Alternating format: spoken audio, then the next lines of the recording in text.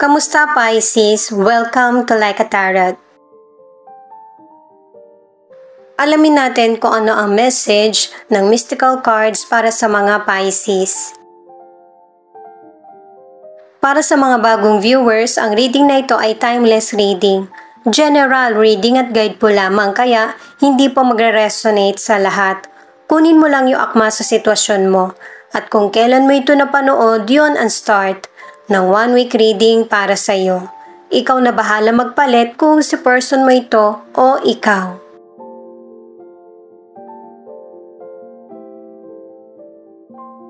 Itong Sandpiper Spirit,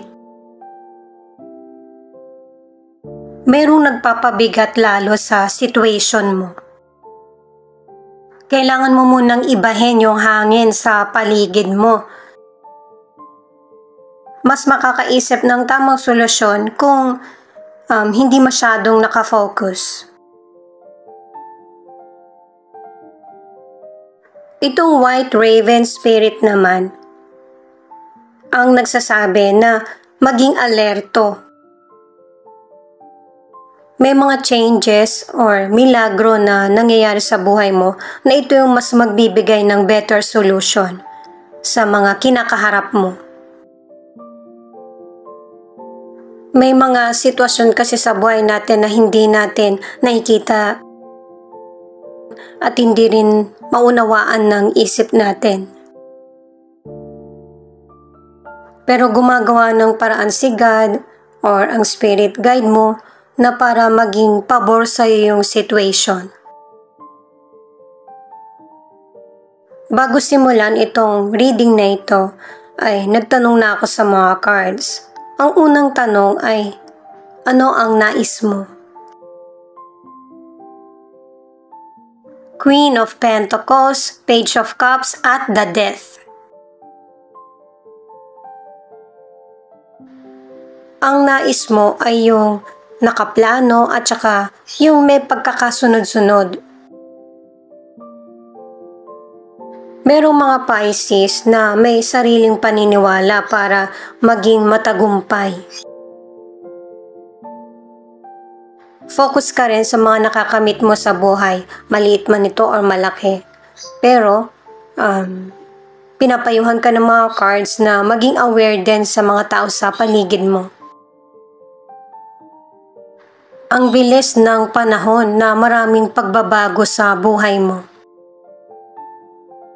Pati sa mga anak mo kung may anak ka man.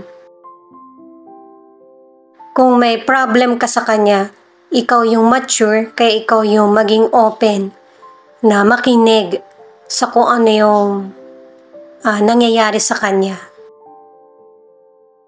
Kasi ikaw yung magbibigay solusyon sa problems niya. Sa career o negosyo, positive yung mga cards na merong pag-angat or increase.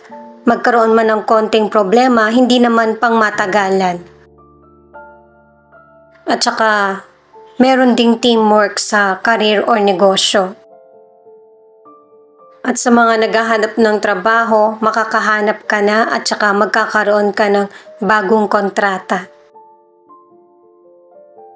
Para sa mga single, hindi mo kailangan ipilit yung sarili mo sa potential person na hindi nagbibigay ng atensyon sa iyo. Yung manatili mo siyang gusto ay okay lang. Or bigyan siya ng panahon, pero wag sobra. Kasi dalawang cards na yung nagsasabi na may paparating na mas malaki yung potensyal na maging magkarelasyon kayo. Sa mga nasa relationship, yung oras mo at saka atensyon, ibinibigay mo lahat sa person mo. May mga pagpaplanong pinapakita sa cards na patungkol sa kasal, engagement, o kaya magkakaroon na kayo ng baby. Maraming pabor na kapalaran na mangyayari sa buhay niyo ng person mo at saka kung meron mang problem ay malalagpasan niyo. King of Cups, Ace of Swords at 7 of Wands. Itong mga cards na ito ay patungkol sa hadlang. May mga issue na hindi nyo napag-uusapan ng person, kumbaga nagiging malihim siya sa iyo. Pero soon, malalaman mo rin kung ano yung buong katotohanan. Kung meron mang panlilinlang or kung ano yung totoong feelings niya. Sa financial naman, pinapakita na mapagbigay ka na person, anuman ang gender mo. Iwasan lang na masobrahan kasi importante rin naman yung magtabi ka para sa sarili mo. Lalo na't may sitwasyon kang pagdaraanan na magiging maganda yung takbo ng karir mo, negosyo o kaya financial, pero ganun din yung balik. Kailangan mong magtabi ng financial para makaiwas ka na hindi manghiram. May manghihiram sa'yo ng financial. Pahiramin mo siya pero yung kaya mo lang. Kasi kakailanganin mo ng financial. Maging makatwiran sa paggastos ng financial. Ang ilan sa inyo na nasa relationship, magdedesisyon kayo ng person mo na para sa ikakabuti ng lahat. Meron kasing person na merong cheating, ang situation, ang iba naman may mga kinikim-kim kang sama ng loob. Mas mabuti na sabihin mo kung ano yung naiisip mo o kaya nararamdaman. Ito lang kasi yung magandang paraan para magkaroon ng solusyon at saka magkaroon ng improvement ang relasyon. Sinisira yung relationship niyo ng person mo ng ibang tao kasi naiinggit dahil nga sa mapagmahal ka tas yung person mo sinusuklian niya.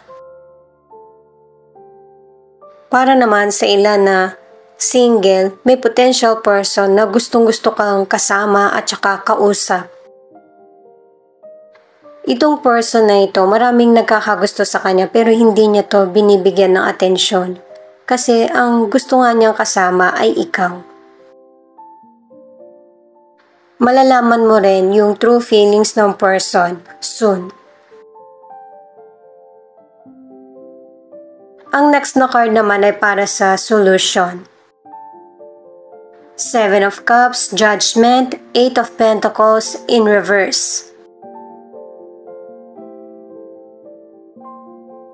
Pinapaunawa ng mga cards na ito na kailangan mo na ng pagsisiyasat sa kung ano talaga yung gusto mong mangyari sa buhay mo o kaya yung mga priorities mo.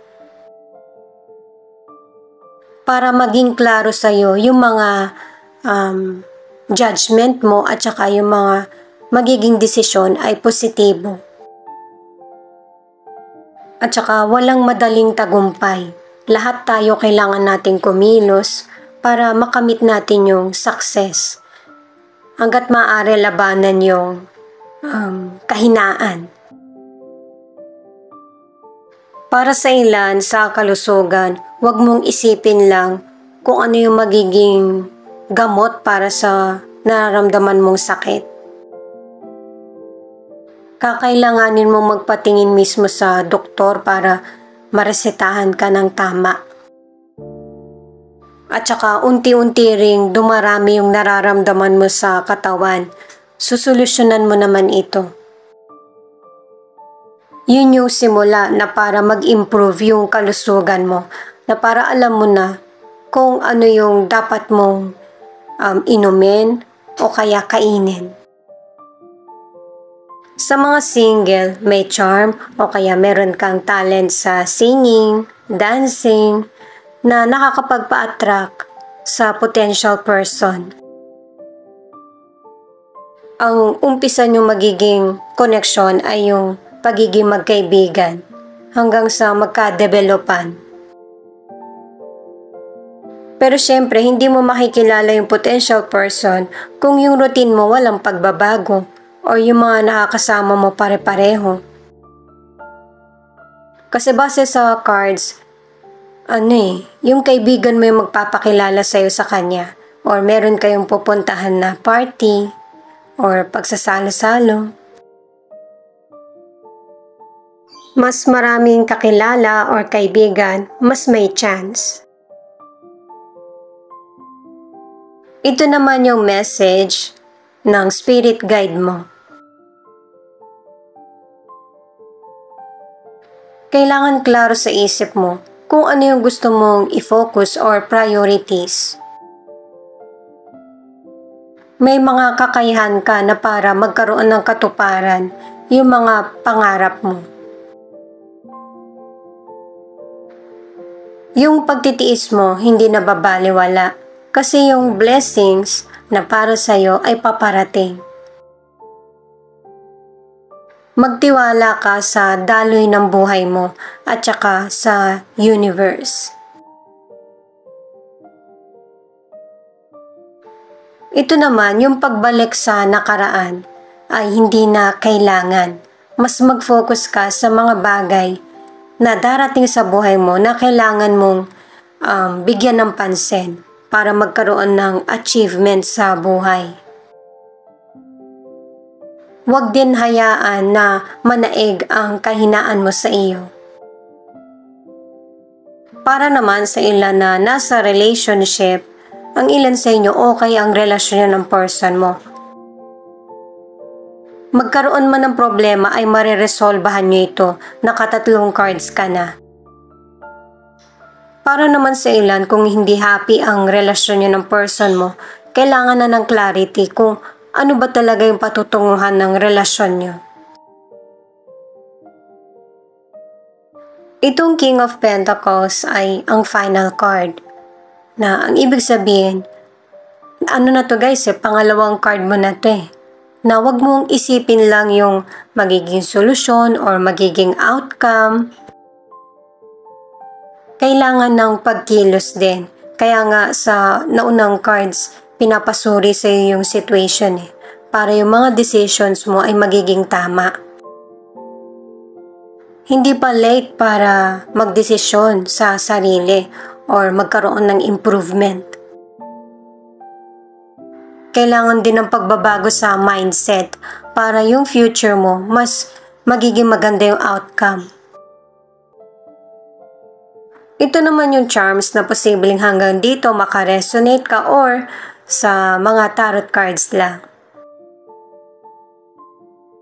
Ito yung ilan sa 12 zodiac sign na nangunguna sa reading na ito.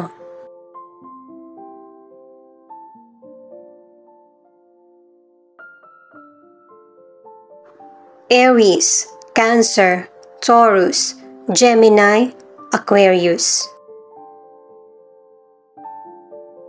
Ito naman yung ilan na posibleng andito yung letra ng pangalan ng person mo or letra ng pangalan mo. Siya nga pala, thank you sa mga nag-like, share, comment, and subscribe. Ingat po kayo palagi saan man kayo naroon. J, H, R, E, D, A, P, Y, T.